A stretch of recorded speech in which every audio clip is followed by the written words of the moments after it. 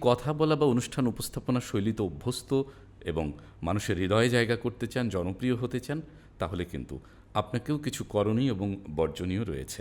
আমরা মুখে মধুর বাংলা এই চ্যানেলটির জন্য আজকের চিত্রায়নে কথা বলবো অনুষ্ঠান উপস্থাপনার ক্ষেত্রে 10টি বর্জনীয় বা নিষিদ্ধ বিষয়, অর্থাৎ যে কাজগুলো করলে আমাদের অনুষ্ঠান উপস্থাপনা নান্দনিক ও শৈল্পিক হয়ে উঠবে।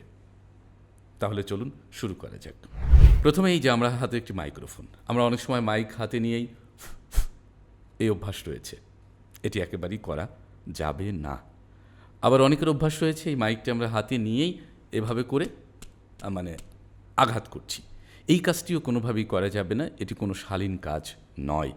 আমরা এই মাইক্রোফোনটি হাতে নিয়ে সেটি শব্দ চয়ন দিয়েই শুরু করতে পারি, কথা বলেই শুরু করতে পারি, হ্যালো বলতে পারি, প্রিয় দর্শক বলতে পারি, প্রিয় উপস্থিতি বলতে পারি। তাতে কিন্তু আমার এই শব্দযন্ত্রটি পরীক্ষা হয়ে গেল।